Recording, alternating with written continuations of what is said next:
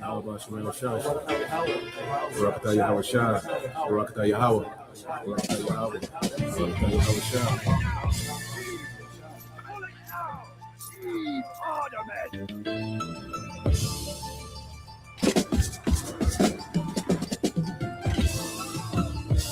And the sons of strangers shall build up thy walls, and their kings shall minister unto thee.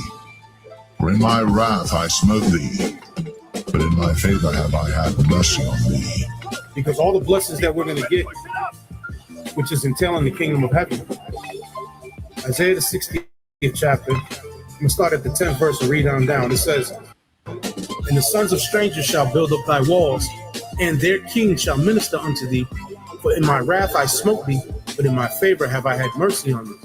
So the sons of strangers, that's talking about the actual strangers, the other nations, shall build up thy walls. We're going to have them in slavery. So they're going to be building the kingdom of heaven, because we're not building nothing. We're not lifting a hand to move nothing. It says, for in my wrath I smote thee, but in my favor have I had mercy on thee. Therefore thy gates shall be open continually, they shall not be shut day nor night, that men may bring unto thee the forces of the Gentiles. That's talking about the actual Gentiles. We're going to take all of their substance, and that their kings may be brought. And the sons of strangers shall build up thy walls, and their kings shall minister unto thee. For in my wrath I smote thee, but in my favor have I had mercy on thee. Barakatah Yahweh Shah. Barakatah Yahweh. Barakatah Yahweh. Barakatah Yahweh Shah. For the nation and kingdom that will not serve thee shall perish, yea, those nations shall be utterly wasted. Verse 13. And the glory of Lebanon shall come unto thee, the fir tree, the pine tree, the box together to beautify the place of my sanctuary, and I will make the place of my feet glorious. So the land of Israel, the land of Jerusalem, is going to be made glorious. It's going to be made glorious once again. The kingdom is going to be built up. We had a taste of that during the time of Solomon's reign, which was for about 40 years. Verse 14, the sons also of them that afflicted thee shall come bending unto thee, and they that despise thee shall bow themselves down at the soles of thy feet. And they shall call thee the city of the Lord. The word Zion means monument, the monument of the Holy One of Israel. Whereas thou hast been forsaken and hated, so that no man went through thee, I will make thee an eternal excellency, a joy of many generations. Thou shalt also suck the milk of the Gentiles, and shall suck the breasts of kings, meaning we're going to take all their substance. And thou shalt know that I am the Lord thy power, the Lord and thy Savior and thy Redeemer, the mighty one of Jacob. For brass I will bring thee gold, and for iron I will bring thee silver, and for wood brass, and for stones iron. And I will make thy officers peace, and thine exactors righteousness. Violence shall no more be heard in thy land, wasting nor destruction within thy borders, but thou shalt call thy walls salvation, and thy gates praise. The sun shall no more thy light by day, neither for brightness shall the moon give light unto thee, but the Lord shall be unto thee an everlasting light, and the power thy glory. The sun shall no more go down, meaning our kingdom is not going to go down. In other words, once we get back in power, we're going to be in power forever. The sun is never going to go down on our kingdom again. The sun is never going to set on our kingdom. We're going to always shine, and we're going to always be in that glory once we get into the kingdom of heaven. There's no more going back into slavery under the other nations. Esau's not going to rise back up and put us in captivity. Ham, Japheth, Ishmael, none of the other nations are going to rise up and take us down ever again. When we get on top this time, we're going to remain on top. Neither shall thy moon withdraw itself, for the Lord shall be thine everlasting light, and the days of thy mourning shall be ended. So no more mourning, no more crying, no more vexation of spirit, no more weeping, no more hopelessness because of the condition that we're in as Israelites right now. Verse 21, thy people also shall be all righteous, they shall inherit the land forever. The branch of my planting, the work of my hands, that I may be glorified. Verse 22, a little one shall become 1,000. This is in the kingdom. So what is this talking about? We're going to have sex. Again, like I said, the 2/3 that are going to pass in this destruction, the 2/3 are going to come back through the 1/3 that make it. The Lord said, 2/3 shall be cut off and die, and the third will I bring through the fire. It says, a little one shall become 1,000, and a small one a strong nation. I, the Lord, will hasten it in his time.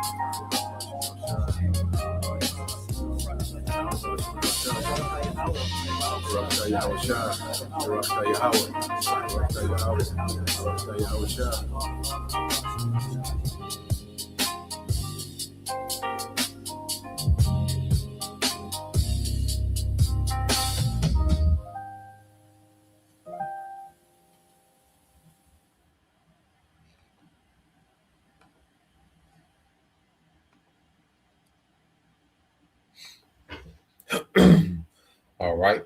Shalom.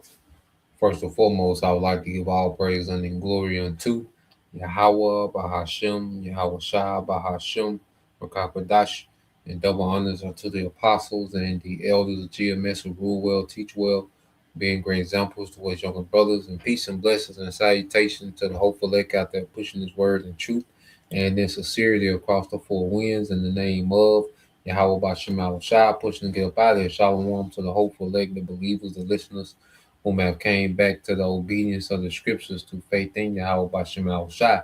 All right. So going into another, morning news and prophecy. All right. And what we're seeing is nothing but escalation so far.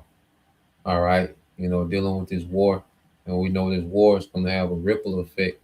Okay. That's going to bring about these other prophecies, man. And that's going to go into some of the things that we're going to go into today.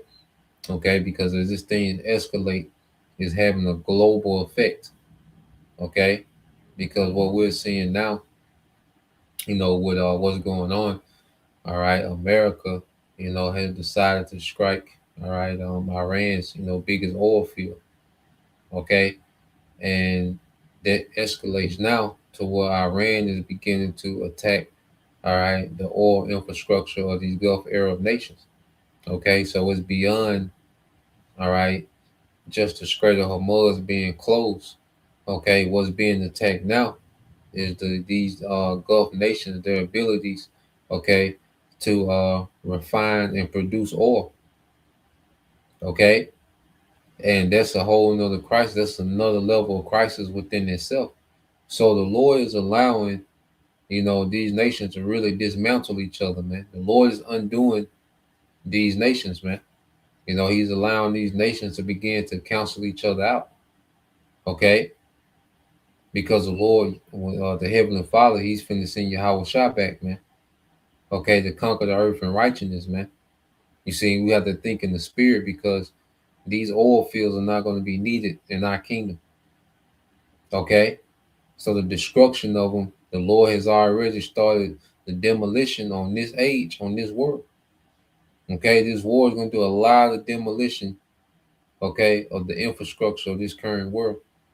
Okay, those nukes going to clear out, all right, a lot of this infrastructure. Then the earth reeling to and fro, shaking.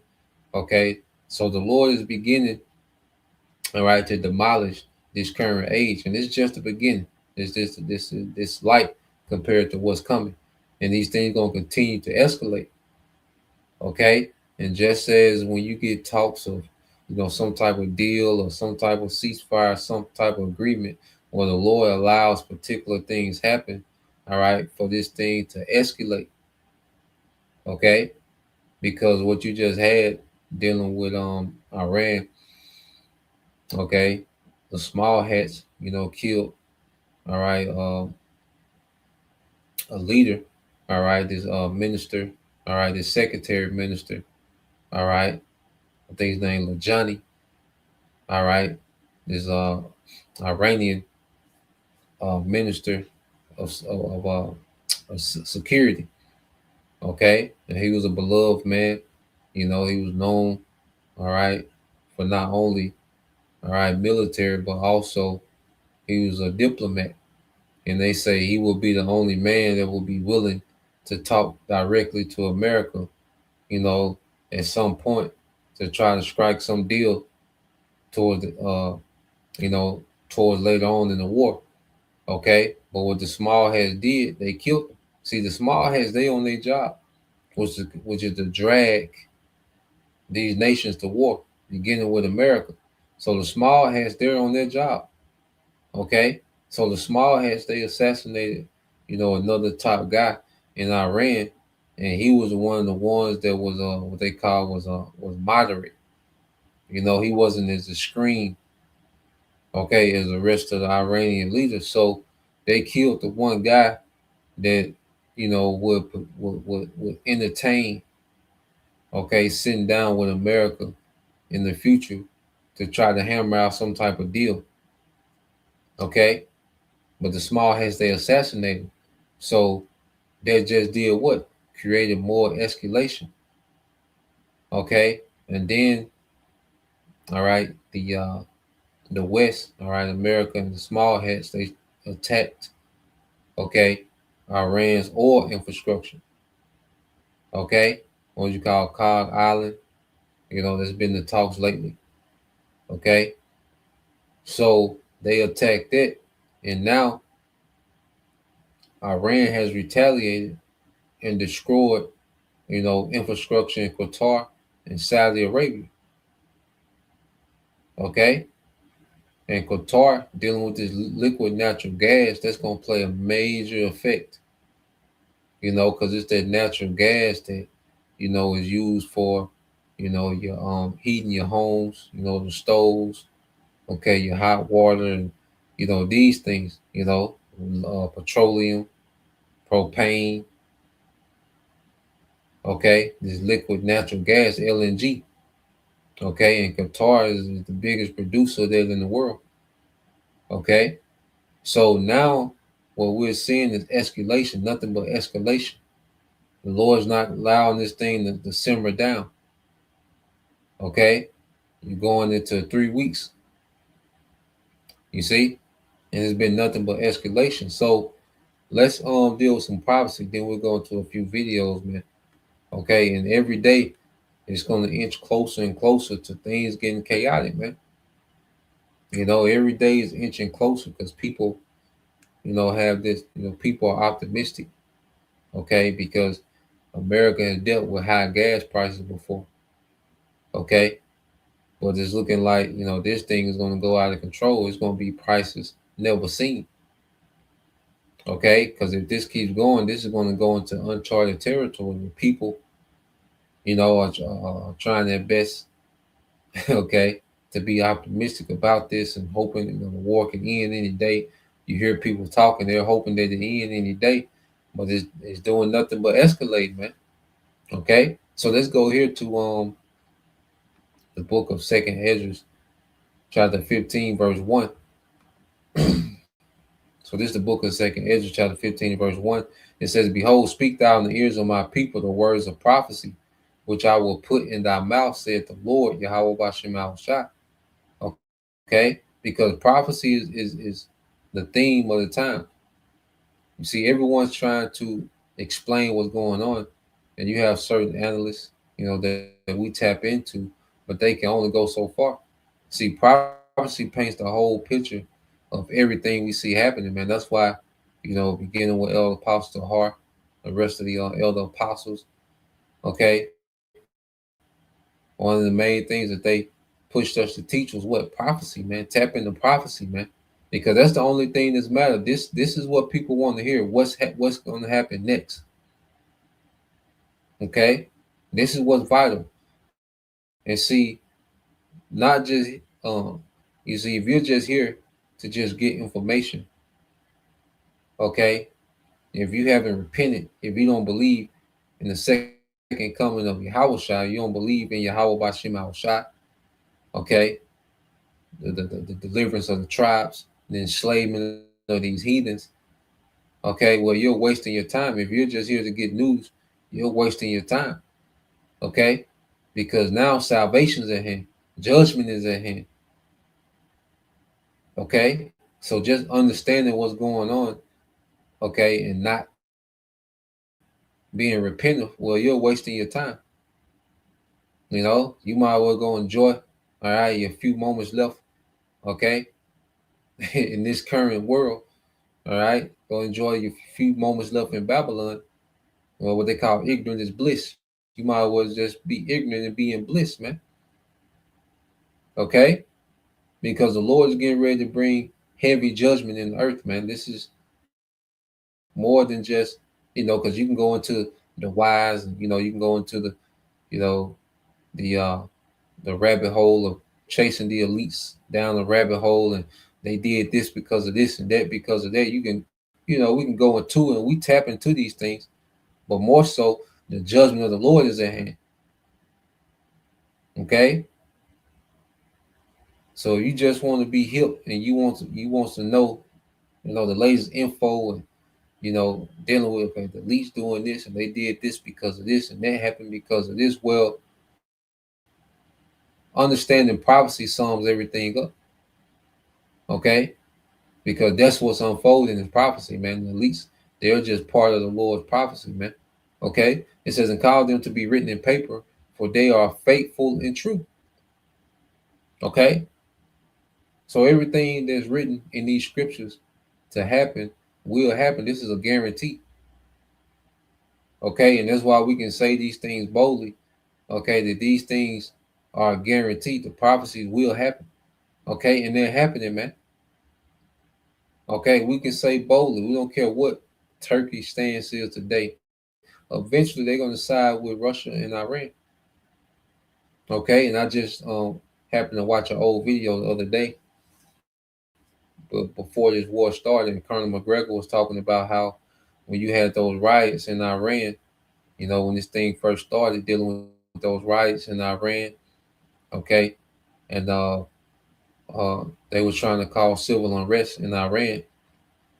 Well, you had uh, the CIA tried to send, all right, those Kurdish mercenaries into Iran, okay, but Iran and Turkey, all right, they quailed, all right, they joined together, okay, and they quailed those Kurdish troops from invading Iran and causing more of unrest during the time before the war, when you had all these talks about the riots in Iran. Okay, so Iran and Turkey, they collaborated, to shut down those Kurds. Okay, and ever since then they've been sharing intelligence, man. Okay, but even if none of those things happen, the Lord shows us things to show that He is. Okay, He always giving us faith boosts, man. We're watching. One beautiful thing about watching, man, the Lord just constantly dropping gems and nuggets of faith boosters. As we watch these things unfold, as we watch these things happen. Okay, but even if none of those things happen, just the fact that the scriptures say that Turkey is going to side with, okay, Russia and Iran, well, that's all we need to know is written.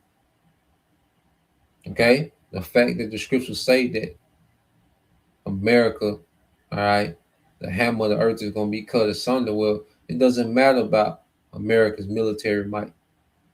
Okay, the scriptures say they're going to be broken and cut asunder. Okay, the scriptures say that their men are going to be foreborn to fight, which is we're constantly seeing it. Okay, niggas is trying to niggas is trying to quit. American military is already trying to quit. You got talks of uh, mutiny. Okay, amongst these aircraft carriers, and we'll get into that. Well, that's all prophecy, man. So everything that's written, okay, in this paper, because this the word of a king, and what we always get into Ecclesiastes 8:4. Okay, with the word of a king there is power, and who can say what doest thou? Okay, so these things have been written in paper in the scriptures, and they're all right, being found faithful and true as we speak real time. It said, "Fear not the imagination against thee, least let not the incredulity of them trouble thee that speak against thee." Okay, so there was a time, especially before major things started to happen, man, to where we were just a joke, we just a running joke, and we still a joke because these things haven't fully set in. You see, people are, a little shaken, All right, but people are still able to go on their day to day. Okay, and things are just going to gradually get worse, and then the Lord can cause an event to just take this thing to another level at any moment. The Lord can cause certain events to happen, whether it's through the leaks, false flag, or whether through, something major escalation in this war that causes a major change, a major shift. Okay, the Lord can cause something, drastic and happen in one moment and take this thing to another level, man. Okay, so the incredulity or people's ability, inability to believe.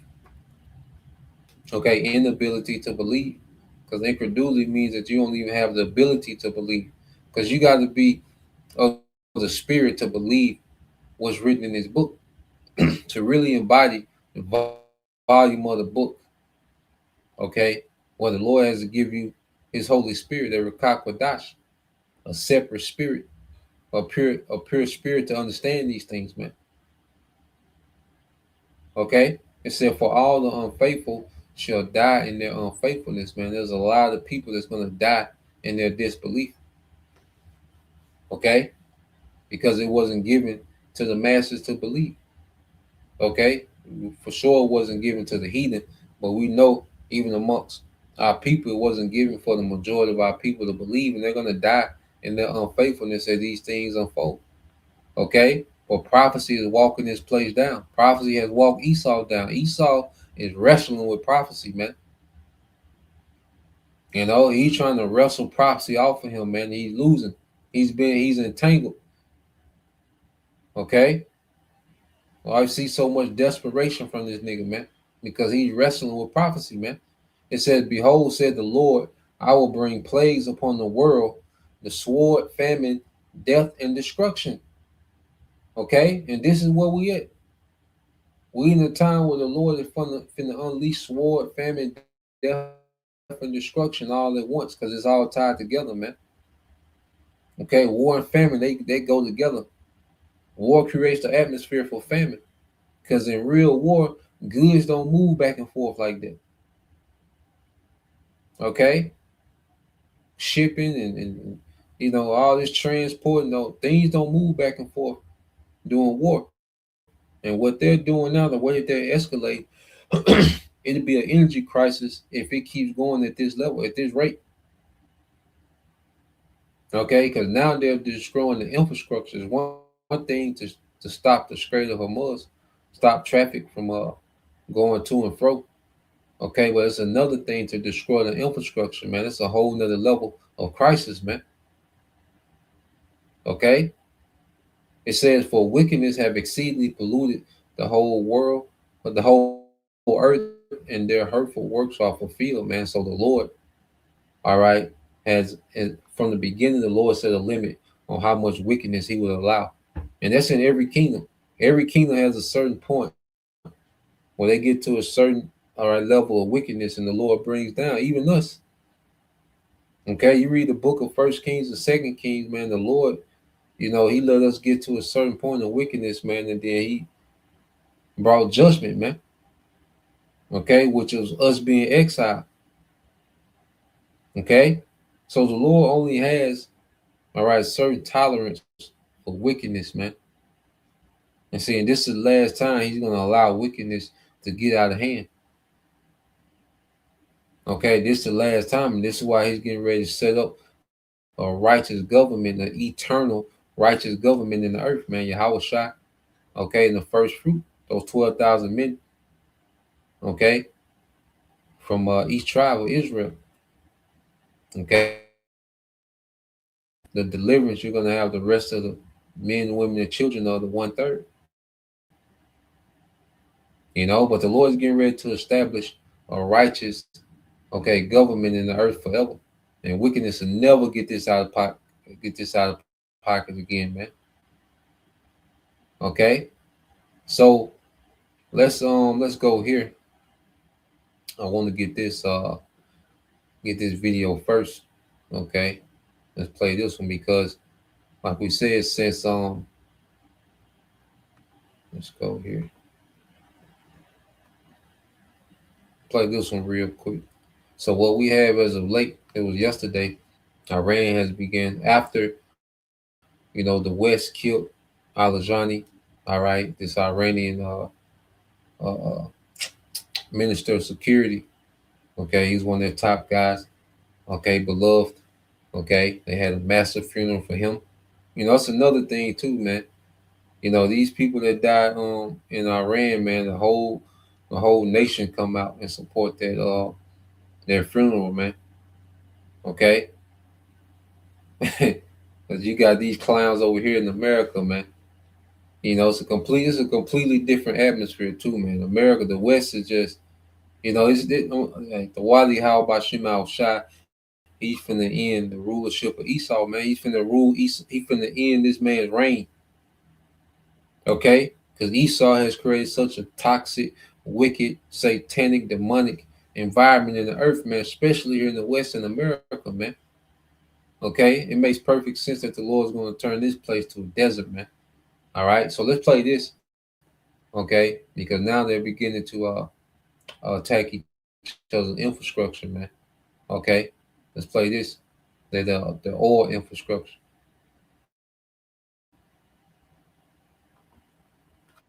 Iran has intensified attacks on Gulf nations following the killings of high-profile Iranian leaders and officials.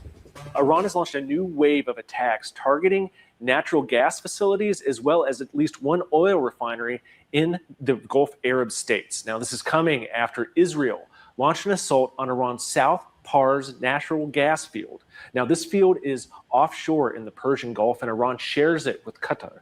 But it's incredibly important for the Islamic Republic because 80% of all electricity generated by Iran relies on natural gas. Meanwhile, Iranians use it for heating their homes and cooking food. This is crucial for Iran, particularly as its theocracy is pushed ever closer to the edge by a series of Israeli and American airstrikes that have decimated its military, as well as seen top leaders in the country killed. That's why Iran has retaliated with these attacks on the oil infrastructure, on the natural gas infrastructure. And while the Strait of Hormuz is sort of closed right now because of these Iranian attacks, anything that does this much damage to oil and natural gas fields will mean that after this war is over, whenever that is, it'll take even longer for those supplies to enter the global market, meaning energy prices could remain elevated for some time. And right now, the Gulf Arab states are weighing what to do. We heard from Saudi's foreign minister overnight who said that any trust that had with Iran was gone now. So we don't know if that means that the Gulf Arabs are going to allow the Americans to potentially use their military bases to launch attacks on Iran, or if that could mean the Gulf Arab states engage in combat directly with the Islamic Republic. But all signs point to further escalation in this war that so far shows no signs of stopping. Nothing but escalation. There's nothing but escalation, man. Okay, and when they get to talking too much about ceasefire, or off ramps, the Lord calls it something else. Okay, showing you that it's the will, it's the prophecy. All right, prophecy is in the driver's seat, man. Okay, prophecy is fully in the driver's seat of everything that we're seeing happening. All right, so I got another one. I think they live now, but I caught a little bit of it. Let's play a little bit of this one. Okay. Think about it. Yeah.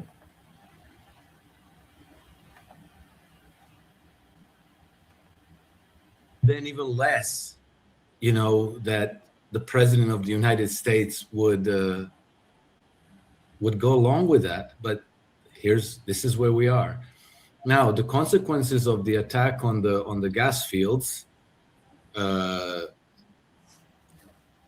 They attacked. Iran responded in a way they said they would respond. So they were warned. You do this, we will do this. Puts us in a world of trouble now. We don't really know. We're going to have an energy crisis. the energy crisis will spill over into a food production crisis. That comes on top of already years of Western nations deliberately destroying agricultural production.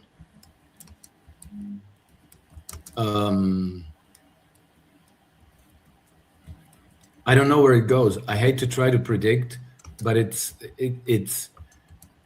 only making a bad situation worse. And amazingly, And like you said, he doesn't know where it goes, but we do. You see, if a brother can post that, St. John chapter 8, verse 12. See, this is what prophecy is vital. Okay? These people are scholars. They went to school. They traveled to all these different countries. They've been ex-military. They got insider information, but see, they're still in the dark when it comes, all right, to the full picture concerning prophecy, man. And like he said, energy crisis is gonna turn to a food production crisis, man. War and famine go together.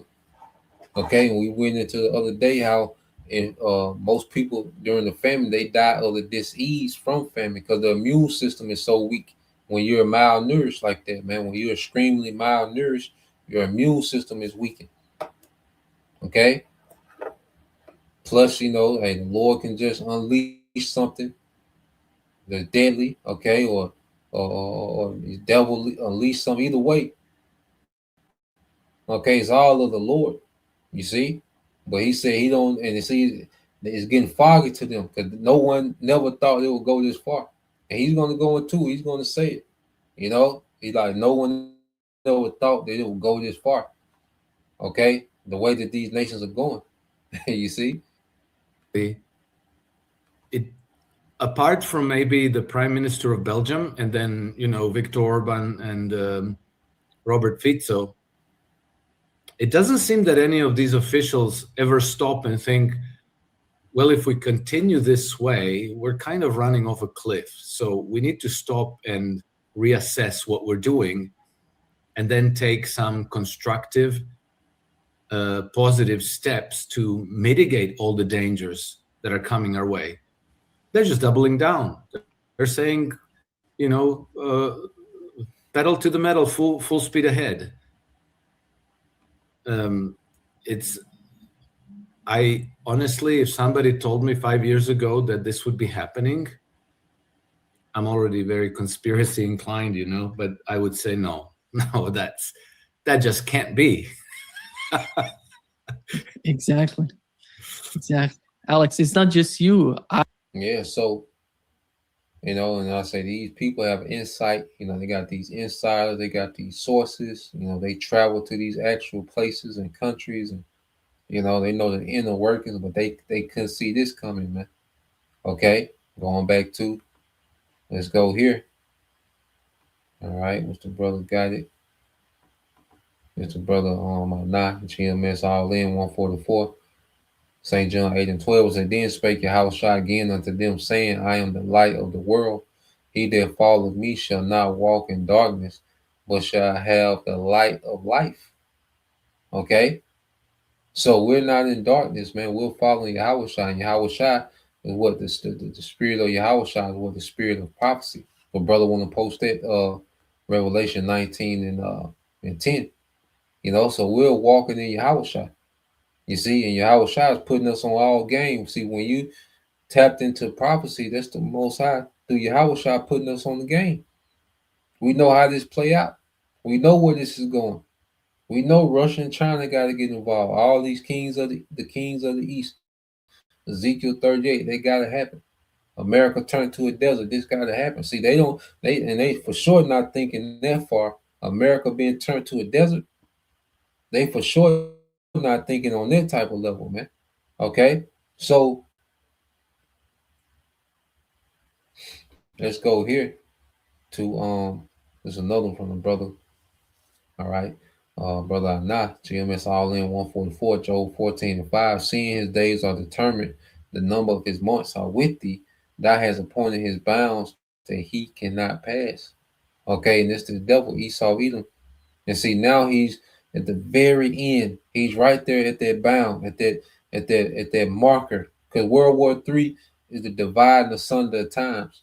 That's when the Lord separates, all right, the kingdom of these heathens ran by Esau and the kingdom of Israel ushered in by Yahushua. Okay, so as this devil has entered into this war, okay, he just stepped into his end. You see, he just began, all right, he just moved the needle concerning his end. Okay, and his dumb ass mind, he thinks that he's from the throw together this new world order, this tack ass new world order, man. Okay, gonna put the C hip in everybody, put 3 billion cameras up, and build 10 million data centers. Okay, some robot traffic cops, and he gonna chill. Nah, man. Okay, the man got this. The Lord got Esau in the war that's gonna end his ass, man. Because he has an appointed bound that he can't pass, and he's getting close to that bound. That's why Most High made this nigga like, look, to put the spirit on BB, okay, to throw America into this war. Cause nigga, we ain't got that time. Okay, remember, time is not on the side of these devils, man. Okay, so they got to make moves. Okay, they're not operating from a position of comfort. Okay, they're not just at least they're not in the bunker. Just do this, do that, do this, do that. These niggas are scrambling, man. Okay. So let's go here.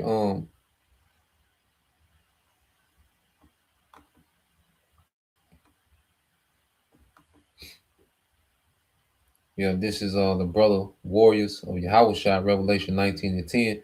And I fell at his feet to worship him, and he said unto me, see that thou do it not. I am thy fellow servant, all right, and of thy brethren that have the testimony of Yahushua, worship the Most High.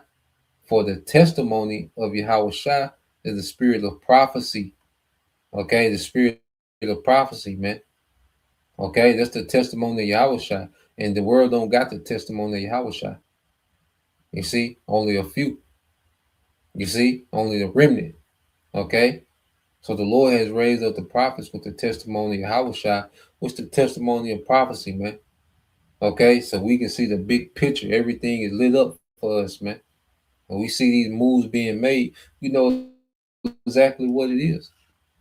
Okay, and we know what to filter out is irrelevant because it doesn't have anything to do with prophecy, man. Okay, that's why we were saying all this talk about Greenland and Ecuador and all that. No, nigga, you got to go to Iran. Okay, according to prophecy, we were saying that before this started, like all that Greenland and Ecuador and all that old off-brand shit Esau was talking about, man. No, nigga, you gotta go to Iran. Nigga, you got an assignment. All right. And the Lord drugged that nigga over there, man. Okay. And now he tapped into this war and he done. He took the bait. Okay. Esau took the bait, just like Pharaoh. He took the bait. Because why? The Most High made it look sweet. You see? The Most High, if you think Esau was crafty, well, hey, how crafty is the Most High? Okay, because he made it like it was sweet. He made Iran look like it was sweet. Okay? And now this nigga done started something that he can't put the top back on. He done took the top off. Okay? Prophecy is out the bottom. Okay? Hey, that's a topic. Prophecy is out the bottom. You got that saying, the genie is out the bottle. Okay? Well, prophecy is out the bottom, man. Okay? And it says, Ecclesiastes 39:1, it said, but he that giveth his mind, just the brother, so like GMS, Jacob will prevail. But he that giveth his mind to the law of the Most High and is occupied in the meditation thereof will seek out the wisdom of all the ancient and be occupied in the prophecies, man. Okay, because it's the only thing that's matter. That's what's piquing people's interest in these times is okay, what's next? Well, the Lord been giving us the game, man. Starting with our apostles and elders and their elders. Okay. The Lord been giving us the game to now. All right. This is common knowledge unto us, man. Okay, so let's go here. I got another one. Let's go to this one. Um,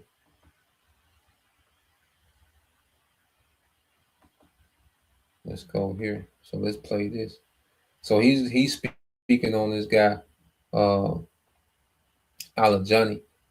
Okay, he's going to speak a little bit on it, but he's going to go into something else. All right, but he's going to speak on what we were speaking on earlier. How this Iranian leader that they killed. Okay, Alajani. He was a moderate. What you call moderate? Okay, which means he wasn't extreme in one way or the other. He was open. For discussion. All right, and he was the only one amongst the ranks of these Iranians that they were saying would be willing, to even talk, okay, to the West about any kind of deal later on down the line. Okay, but remember, they off them, about 2 days ago, man. Okay, because the Lord don't want no peace deal, man.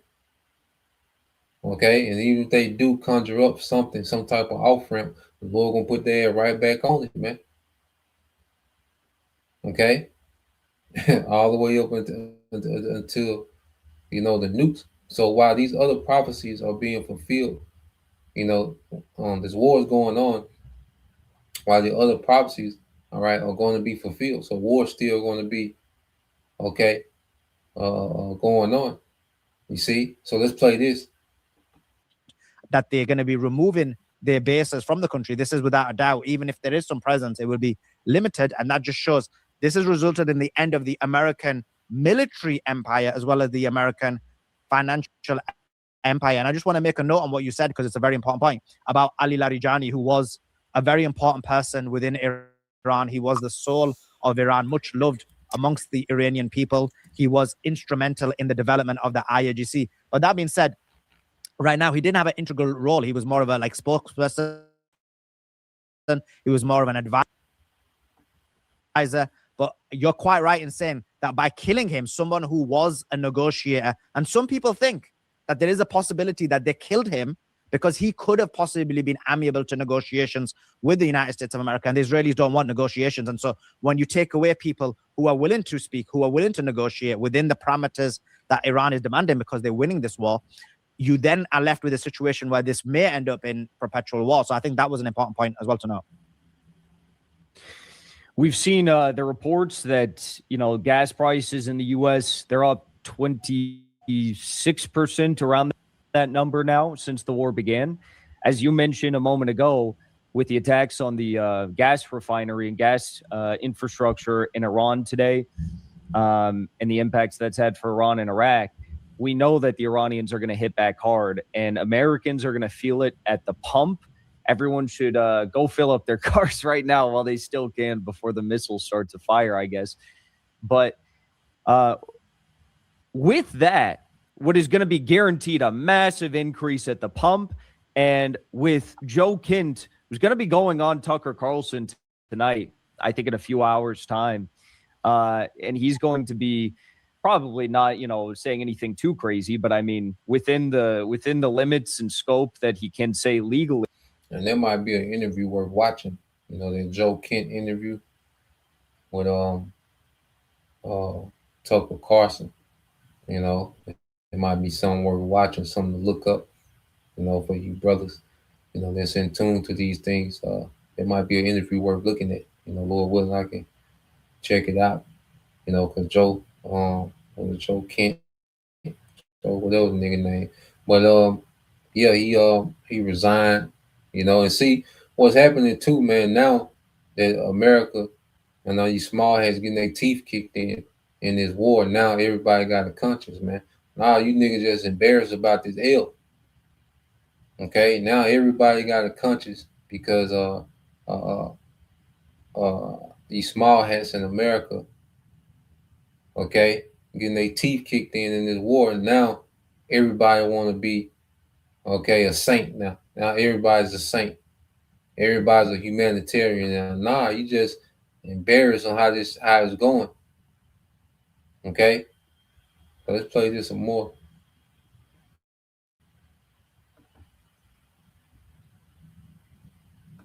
He's going to be driving a massive wedge in this war effort. How do you think the American public will handle this? I mean, can they sustain this? Can Trump sustain an American public that is, so far gone on this war that there's no chance that any level of propaganda could win them over? I mean, there's no way. Look, I spend a lot of time in the United States of America. I'm in the US now, and I speak to the average American, and they are struggling. I'd rarely meet an American now who isn't working 2 jobs, who isn't doing long hours. This is before this financial crisis that is coming about. And as you said, just before we came on, oil prices rose to $109. And I speak to a number of financial experts like Simon Dixon, and he basically said that if oil prices go above $115 and remain above $115, you're going to have a situation where they're going to have to do a huge amount of money printing in order to deal with the situation. And as you know, if they were to print a huge amount of money, doing it on the basis that oil prices in the future will reduce. And if they don't reduce, you're going to be in a significant problem. It will break. And if it goes above 160, it just automatically breaks. So never mind the fact that Americans are going to be struggling, and even worse than that, the Europeans and the people from the UK are going to be in a much more worse situation. This is almost karma for the sanctions they placed on countries like Russia and Iran. But that being said, it's going to be a major struggle for Americans. It's going to be a major struggle for everybody.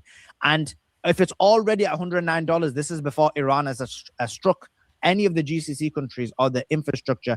It's very scary where this could go. And just think about that. The people who are going to be financially benefiting is Trump. He always financially benefits from market turmoil. He's enriching himself while the American public is struggling.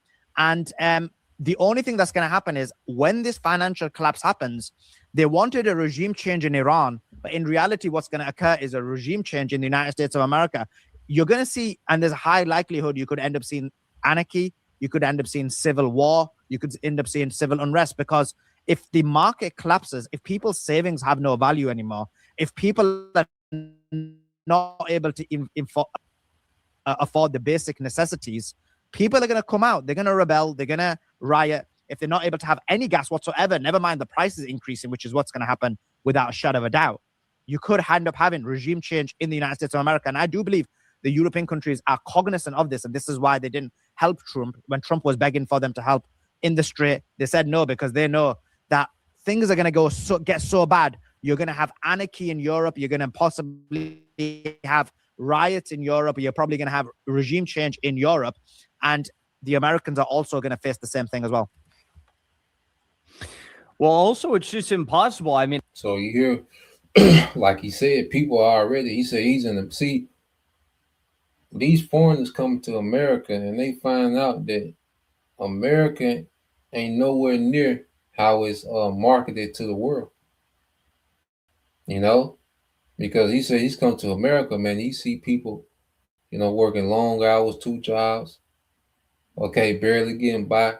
And he said, man, this oil crisis is gonna break America's back. And this energy crisis, man, these prices going up. This is gonna break Americans back. He said civil unrest, anarchy, that's all in the scriptures. You see, that's all prophecy, man. Okay? So now, all right, these people, these analysts and geopolitical, these social scientists, political scientists, okay, they're starting to see, okay, where this thing is headed, okay, and it all lines up with prophecy, man. A lot of them be right on point with prophecy, man, because prophecy is in the driver's seat. That's the only place it can go, because we see the war only escalate, okay, and this was yesterday morning. So it's been so much that happened since then, because it's so much happened in one day now. Okay, that affect these markets. Okay, which these markets affect. Okay, the economy. Okay, So with this energy crisis, man, things are bound to spiral out of control. Okay, because also too, a good thing the brothers to look up. I just started looking at it this morning. But you can just go to Google and you can go to prices of oil today, and then give you the current price of oil. Okay, which right now is at 97. We'll see how it changes as we speak. You see how it changes as we speak. You see, it go up, it go down, but mostly it's been going up. It's at 96. All right, $96.94. Okay, and when I started this morning looking at it like at 95 something. Okay, so it's just creeping up. Might drop down a little bit, then it'll jump up. Okay, you see? So it's a good thing to look at this throughout the day. So I'm gonna start checking it. All right. But when he said once it gets around that 115 mark, it's gonna put a lot of pressure on the dollar, man. Okay, especially if they start purchasing oil in yuan and not the dollar. Okay. When the demand of the dollar goes, that's when you can start seeing that hyperinflation, man. Okay. But at the end of the day, we know the elites need a crash to bring in this new world order. Okay. So the Lord got them, okay, in the spirit of continuing on this path, but they walked into a snare. You see, they still don't understand that they walked into a snare. So let's just type in price of oil of the day, and you just see it go up and down. It'd be something good to check, because that's the driver, okay, of the economy. Okay, it is oil, man. So let's go from there.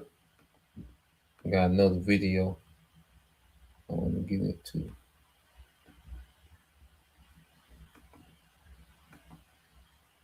And then Iran, they was saying, look, we're gonna go to 200 a barrel. All right, it's gonna be catastrophic, man. Okay, so let's go.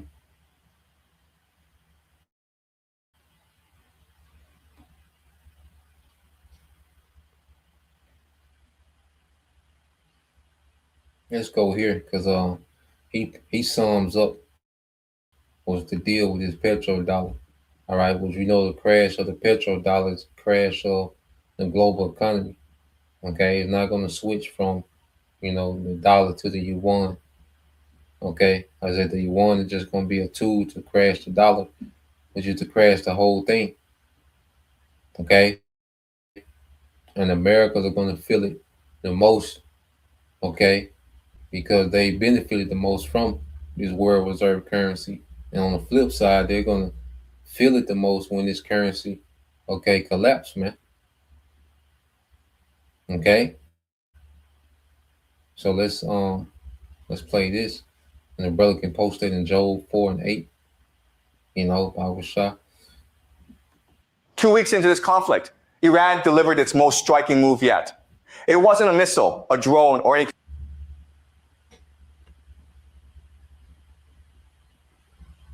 conventional weapon. Instead, it was a single sentence from a senior Iranian official to CNN on a Saturday morning. Iran would allow oil tankers through the Strait of Hormuz, but only if the payments were made in Chinese yuan, not dollars. Just 4 words, yuan only. But they carry more impact than any explosion or strike over the past 14 days. This isn't a military move. Has placed the United States at the center of the global economy for half a century. Today, we'll unpack what this statement really means, why it's far more significant than anything you've seen on TV, and what could happen globally if this approach spreads. When people hear petrodollar, many tune out. It sounds technical, abstract, or like something discussed in boardrooms far from the battlefield. But here's the truth. The petrodollar system is why America can project military power across the world. It's why the US can run deficits that would sink almost any other nation. Despite trillions spent on wars, debt, and global operations, the dollar remains the currency every country needs to hold. Disrupt or seriously weaken that system, and the financial bedrock of American power begins to shake. And with this announcement, Iran just hurled a stone at that foundation. To see why this matters, we need to go back to 1971. Before then, every dollar was tied to gold.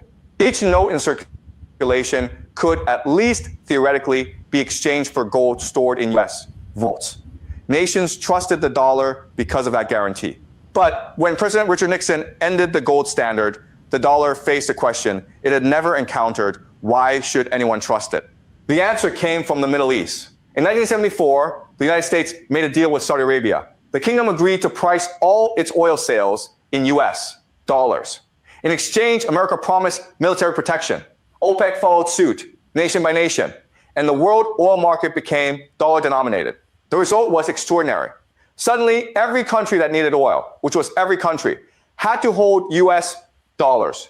Japan needed dollars, China needed dollars, India, Germany, Brazil, all industrial nations had to maintain dollar reserves to keep their energy flowing. This arrangement created a permanent structural demand for the US dollar. That demand allowed America to borrow without limits, spend endlessly, and maintain a global military presence that no other country could match. The petrodollar is far more than an economic deal. It's the backbone of American global power. And for 52 years, it has endured because every attempt to challenge it has been crushed. Iran is not the first to test this system. In 2000, Saddam Hussein tried moving Iraq's oil sales from dollars to euros. 3 years later, the US invaded and Iraq's oil returned to dollar pricing. Muammar Gaddafi suggested a gold-backed pan-African currency for oil trade. In 2011, NATO intervened in Libya. Gaddafi was killed and the plan died with him. Venezuela, under Nicolas Maduro, pushed oil trade outside the dollar and strengthened ties with China. In January 2026, the US moved against him as well. Analysts call this pattern the petrodollar war theory. The idea that countries challenging dollar-based oil pricing face consequences far beyond normal diplomacy. Now, Iran, a country the US has been bombing for 14 days, has announced it will reopen the Strait of Hormuz, but only under conditions that bypass the dollar entirely. This is deliberate. A senior Iranian official told CNN that Iran is considering allowing a limited number of oil tankers to transit the strait if the payments are made in Chinese yuan. Notice what this means. Iran isn't just reopening Hormuz. It's reopening it on new financial terms, terms that exclude the dollar, favor China, and set a precedent never seen in the 52-year history of the petrodollar system. The Revolutionary Guard Navy has already started issuing what analysts call IRGC certificates, permits allowing ships to pass. Iran controls the valve, and now it controls which currency you must use to open it. For China, this is huge. Beijing has spent years trying to expand the yuan's role in global oil trade through yuan-denominated futures on the Shanghai Exchange, swap lines with dozens of countries and other measures. All of it has been building toward a moment like this, a major oil choke point operating in yuan, not dollars, with Hormuz partially closed and oil above $100 a barrel. Countries that rely on that oil face a tough choice. Wait for the... So now, Iran is in the position, to where they're offering, you got to check in with them. You got to check in Iran when it comes to the Strait of Hormuz, get anything through. So they'll posture themselves, against the West. You see, and no one has ever made it this far, with challenging the dollar, in this type of way, and it's forcing a crash. It's going to force a crash, man. This is going to force a complete collapse, of the dollar.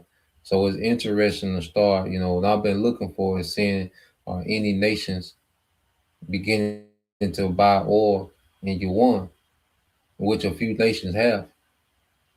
A few of these Asian nations have began to deal with this yuan to get their tankers through the strait.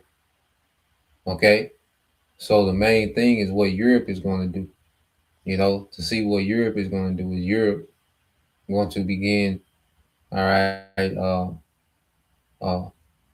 dealing with the yuan. It's going to be interesting, man, to see what all nations, and that's going to be looked as an ultimate betrayal, okay, to the west and the dollar, man. So it's getting interesting, man. Prophecy is getting real interesting these times. Okay, so let's play this some more. But he's running it down. All right, and as you see, all these wars, okay, that we've been told was, weapons of mass destruction, war on terror, war on this, and humanitarian, and the dictator, and this and that. It's been to protect, all right, the dollar, which is the spine of American global power, is because they had this unlimited access of wealth. They can just print wealth out of nothing. They don't have to produce it. They can just print it because there's a demand for the dollar, okay, to get the oil. See, the demand is for the oil, okay? But the devil made oil only accessible, okay, from the Persian Gulf, which supplies most of the world's, okay, oil, to these industrial, all right, nations like India, China, okay, these major powerhouse, these major manufacturing and industrial nations. Okay, a lot of their oil comes to the Straits. So in order to manufacture, well, you had to go through the dollar. Okay? Because the demand is for the oil. But the devil pegged the oil, all right, pegged the dollar to the oil. So the demand of oil was linked directly to the demand of the dollar, which kept the dollar so dominant for so long. Okay? So we're seeing them beginning to unpeg the dollar from the oil, which is going to collapse everything. All right. So we're going to see. Let's let this play some more. U.S. to reopen the strait on dollar terms or quietly accept Iran's yuan condition and keep their oil flowing. Some are already deciding. India has received assurances from Iran's ambassador for safe passage and is weighing yuan payments to secure energy. Turkey faces the same calculation. Gulf states are diverting oil through alternative pipelines, but those pipelines max out at about 2.6 million barrels per day, while Hormuz normally carries 20 million. That leaves a daily deficit of roughly 12 million barrels. That deficit gives Iran enormous leverage. Every week, Hormuz remains partially closed. Countries across Asia feel the squeeze, and the yuan alternative grows more attractive. Meanwhile, China is already buying 90% of Iran's oil through shadow networks via Malaysia, Singapore, and Vietnam to bypass sanctions. The financial framework for yuan-denominated Iranian oil is already in place.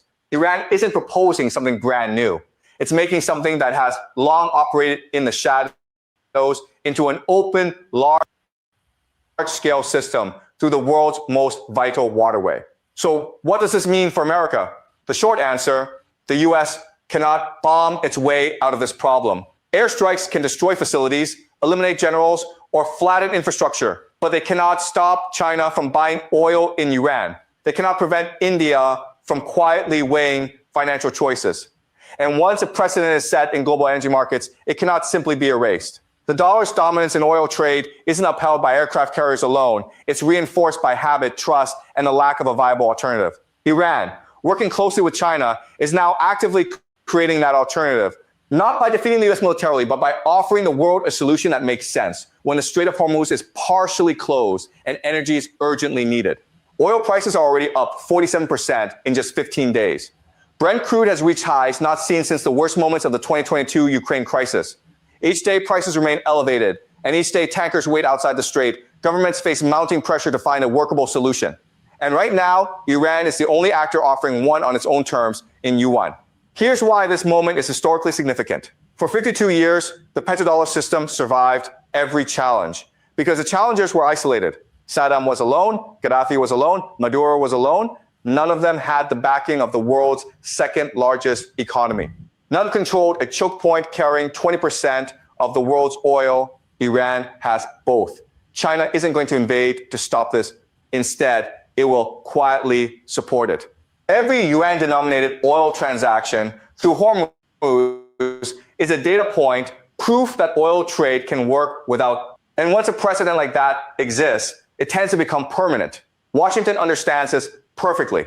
Rebuilding a military is possible. Rebuilding a monetary system once the world doubts your currency is far harder. Trump's war strategy focused on strength. showing that the US could not be challenged, restoring deterrence. But in this scenario, America could win every military battle and still lose something far more vital: the quiet structural authority that comes from being the country whose currency the world cannot operate without.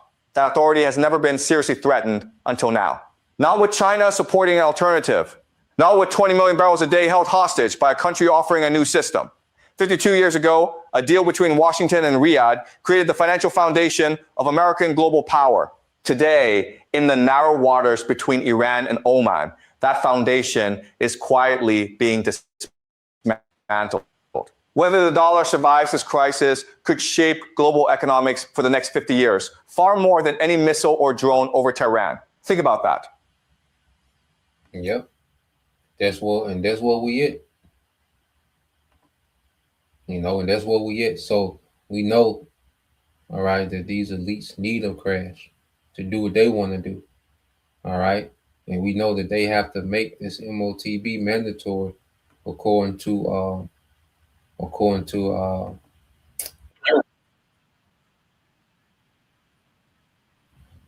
Revelation 13 and 16 prophecy, man. See, prophecy lets us know what has to be done. It ain't an option will the dollar survive. No, it's over. Okay? Because these elites have to usher in a new way. Okay? Let's get a couple of these precepts you brothers got. And then I got this from Scott, man. All right. Scott been spazzing out lately, man. He hate them small hats, man. The hatred for small hats is through the roof. Okay. This is the brother warriors of Yahweh Shah 144 said, even as I have seen, they that plow iniquity, and so wickedness reap the same. So America has weaponized, its dollar, against all these nations, created poverty. Okay. These sanctions, man, they start sanctions kill people, man. Okay, sanctions. All right, people starve to death off sanctions, man. The way the American has weaponized his dollar.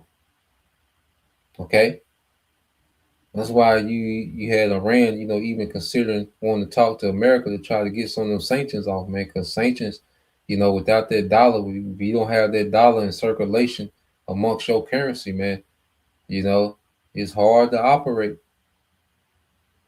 Okay, so these devils they weaponize, their status, the status of their currency being world reserve.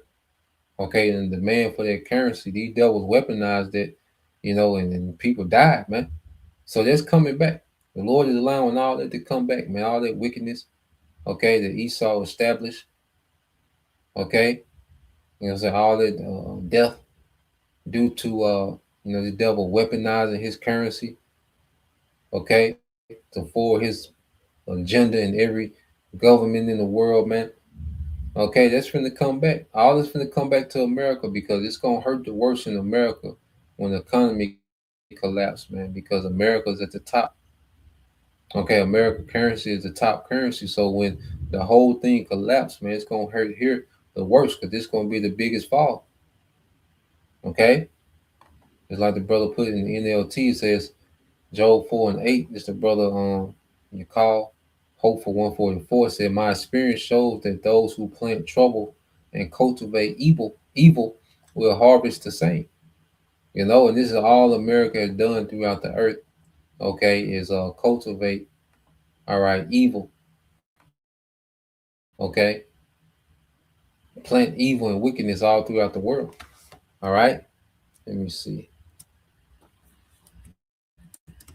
See if Google give us something.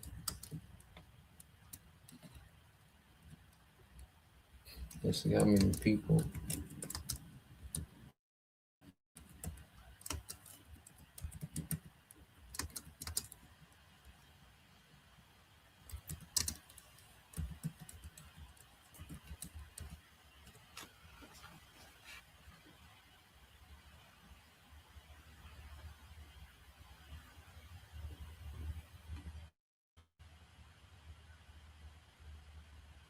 So yeah, let's go here real quick as we say. Let's go into the wickedness that America has sown. You know, so it makes sense, man, that the Lord, hey, we serve a just power. You know, so America's finna suffer economic hardship like no other. All right, because America has been the cause, okay, of economic hardship all throughout the earth. It says how many people have died because of U.S. sanctions, and it says a 2025 study published in the Lancet Global Health estimated that unilateral sanctions, primarily imposed by the United States and its allies, are associated with a staggering death toll, with figures reaching into the millions over several decades. Okay, key findings recorded the mortality impact of U.S. all right and allied sanctions include total deaths from 1970 to 2021. Research led by economists Francis Rodriguez, all right, Silvio Reading, and Mark Westbrook estimate that the unilateral sanctions, okay, imposed by U.S. and EU since 1970 are associated with 38 million deaths off of sanctions. 38 million deaths. The study estimates that these unilateral sanctions cause 560,000 deaths annually worldwide, a mortality rate compared to that of a direct armed conflict. Okay, in 2021 alone, sanctions were estimated to have resulted in over 800,000 deaths. Man, this in a year. Okay, so tens of millions of people have died just off of sanctions, man. Okay, now America is being sanctioned. Okay, and it's ironic that this America is being sanctioned by the most sanctioned country in the world, which is Iran. Man, so yeah, man, that's gonna come back to American shores, man. Okay, yep, just like the brother put, this the brother GMS Jacob. All right, will prevail. Psalm 7 and 15. It says he made a pit and digged it, and is fallen into the ditch which he made. Okay, so this devil created this wicked economy, this wicked system of money, confusion, complex, is wicked, is oppressive. Okay, and these devils gonna fall into all these pits which they made for everyone else. Okay, even this war. Okay, because Esau he created he started the precedent of nuclear war by dropping atomic bombs. Okay, so he set that precedent in the earth. Okay, this type of weaponry being introduced to the battlefield. So now he got to deal with it. You see, that's going to come back on him. All right, this is why Psalm 7 and 16 said, "His mischief shall return upon his own head, and his violent dealings shall come down upon his own pate." Okay, so the very weapons, okay, that this man created, and he's the only one that's using. Well, those same weapons are going to end this man's kingdom, along with Yahweh and the chariots, man.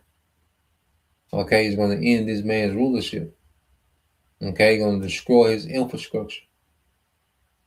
You see, because this is just the beginning of these nations. Okay, destroying each other's infrastructure, man. Okay, it's gonna get worse and worse. Okay, so let's go here. All right, I'm gonna let y'all hear my boy Scott, man, before we get out of here. Man, me and Scott are all right now, man. He been tapped in lately, man, because he pissed at them small hats, and he been on America ass too, man. He was reluctant to when it came to Iran, and Scott been on point lately, man. I gotta give it to him. You know, his whole interview. Dang, hold on, Salaki. I don't know what the hell.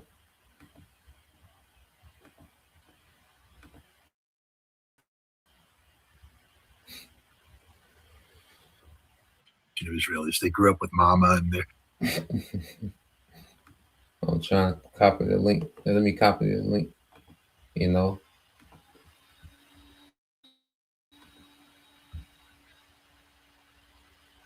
So let's paste. Okay. All right, so that's a link. It's a good video to watch. You know, it's about an hour, 55 minutes. You know, but it's a good watch. I just want to focus on this part here. You know, because Hezbollah, you know, has been activated in the north. You know, and they have started to get these small heads of hell in the north.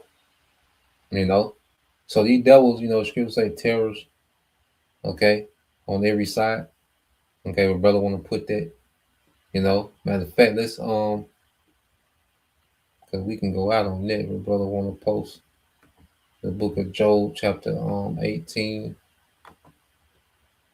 Let's go Job, chapter 18. All right, yep. Verse 11, 12. Yep. So let's go Job, chapter 18, verses 11 through 14.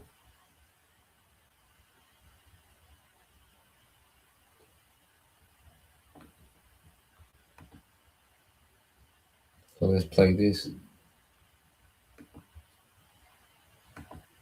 Oh, they're so nice, and they know IT. They're very good. They want to create their big thing in life isn't to work on a kibbutz under the sun and get sweaty and hot and muscles. They want to sit in an air-conditioned office and do an IT startup. That's all they want to do. I want to do an IT startup, because what that means is you do nothing, get all the money, because that's what the Israelis are today. They don't work. They're lazy. And so all these little mama boys now are going to be moving towards Lebanon. But when they take off their helmet, there's going to be little Mishva or whatever the fuck their girl's friend name is. And they're going to be looking at her and go, oh, mama and my girlfriend. Oh, I miss them. They're thinking the wrong thing. Hezbollah, meanwhile, is down there, you know, pooping in a bag, burying it, pissing in a cup, burying it because they're ready. They're not moving. And here they come, and Hezbollah's going to close one and kill them. Hezbollah is sit there and go, oh, no, you know, Fatima. Forget Fatima. Hezbollah's in the business of killing Israelis. And business is good right now. And the Israelis are going to come in, these little mama boys, and are going up against real men who are in killing mode because they have no choice. Israel and the United States have made this existential. If they defeat Iran, that's the end of Hezbollah. So Hezbollah is fighting literally for their existence. And the Israelis don't know what they're fighting for. They just know that when they go into Lebanon, they get chewed up and they start to hesitate. And when you hesitate in combat, you're dead. Mobilize every Israeli and send them to Lebanon. And then we won't have to worry about Israel anymore. Hezbollah's doing God's work right now because they are excising the cancer. You know, Hezbollah wasn't defeated. Everybody's, oh, they're defeated. They went dormant. Their screen went into, you know, silent mode, went black. But the computer's still there with a hard drive and a CPU and all that kind of stuff. And now they've shook it, the screen's up and running, and the computer's working like a champ. And the Israelis are just getting slaughtered. They're not very good. They have some special forces guys that are good, but what the Israelis are really good at is flying airplanes and dropping bombs and blowing things up. But as Iran showed, you got to blow things up of significance. In Beirut, what's happened is they've run out of significant things to blow up, so now they're back to the Dahua doctrine, holding the population collectively accountable. It's war criminal stuff. Of course, that's what the United States is doing. Pete Hegseth hasn't quite formally announced it that way, but we're in the mode right now of killing Iranian civilians.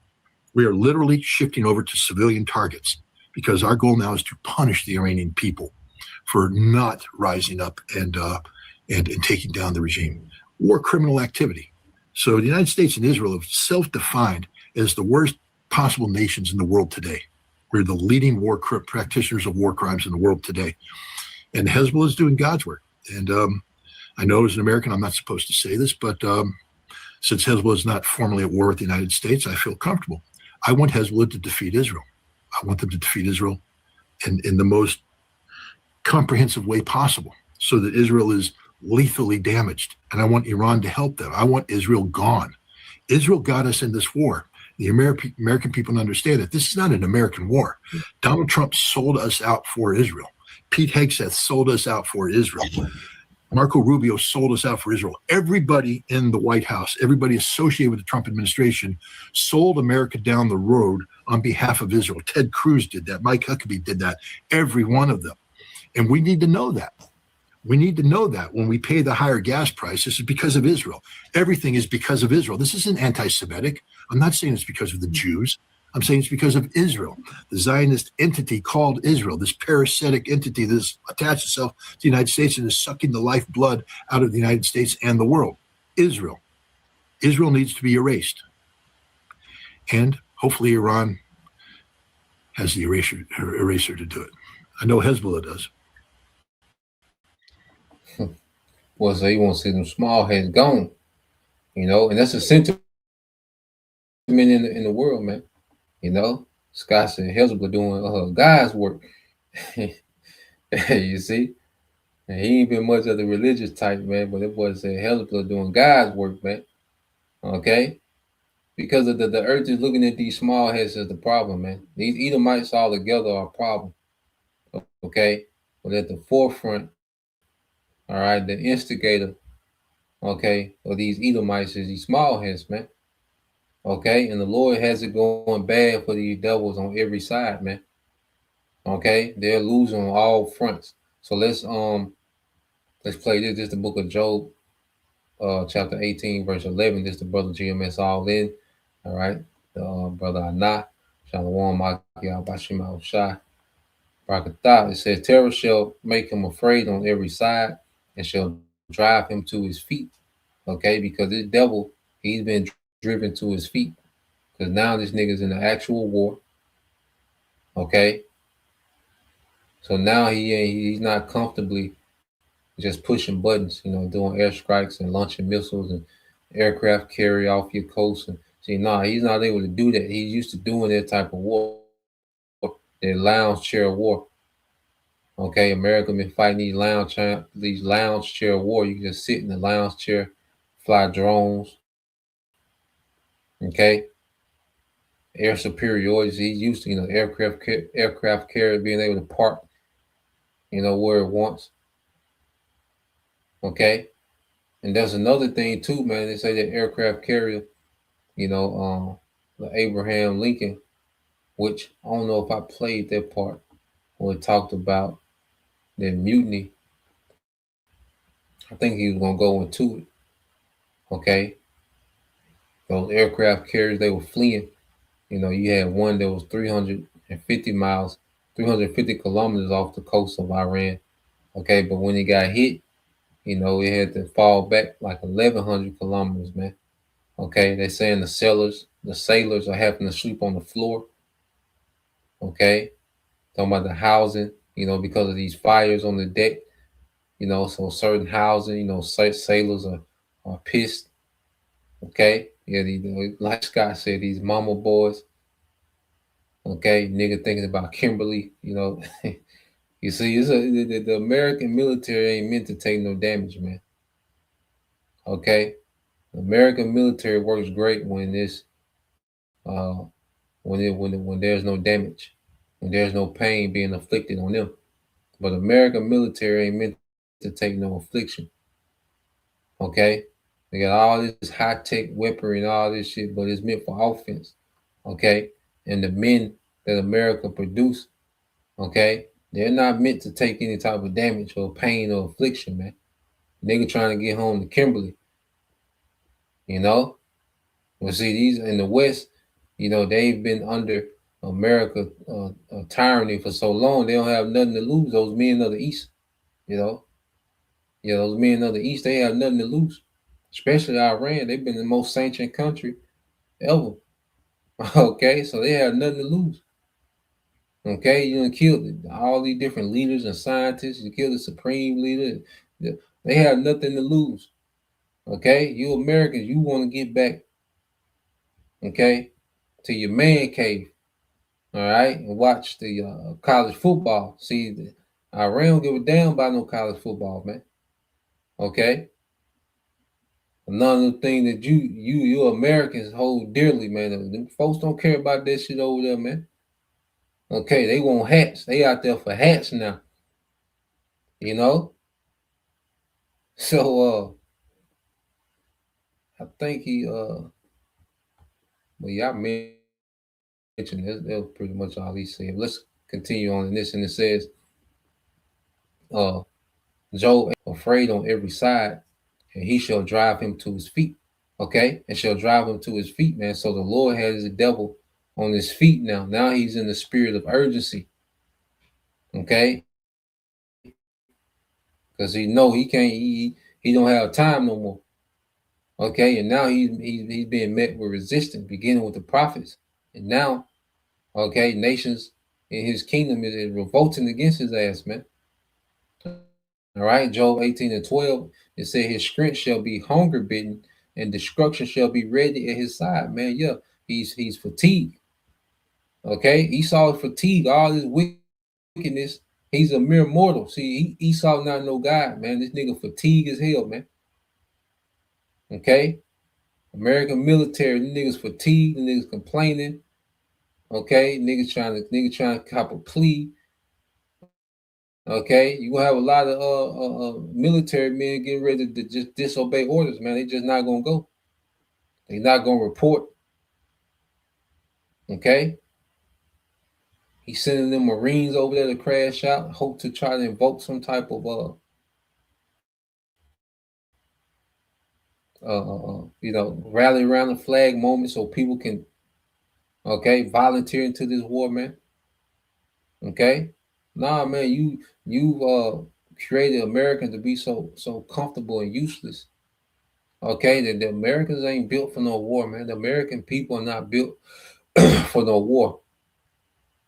Okay, especially a war 6,000 miles away. Okay,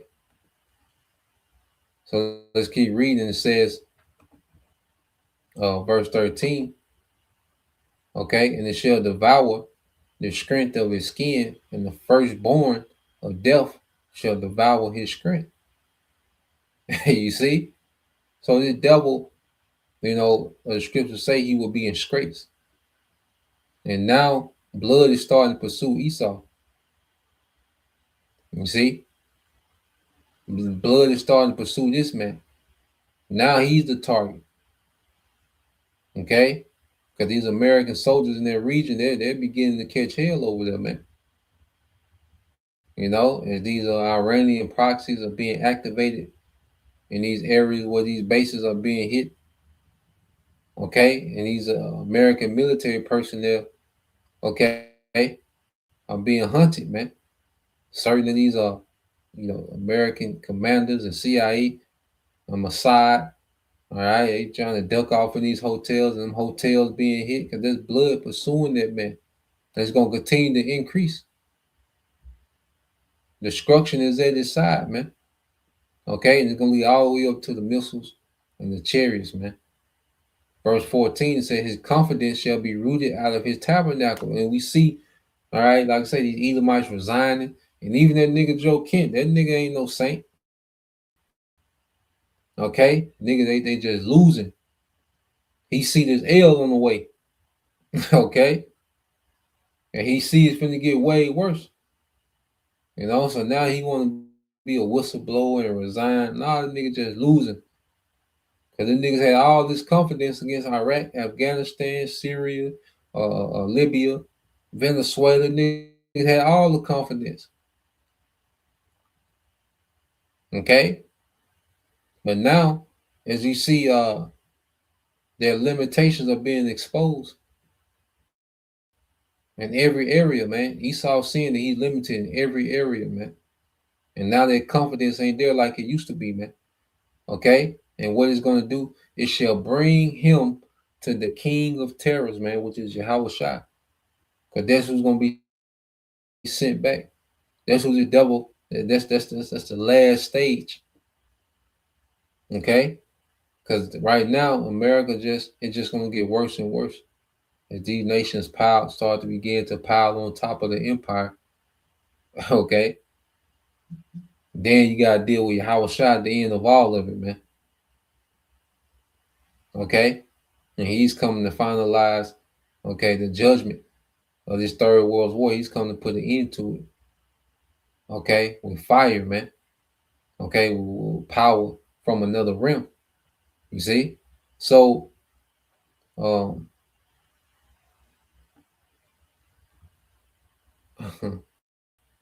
yeah.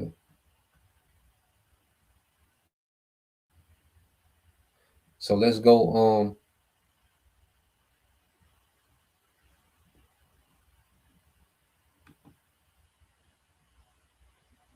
Let's go here, and we end it here. You know, is the point. So let's end this with the brother Uriah Sha'ala.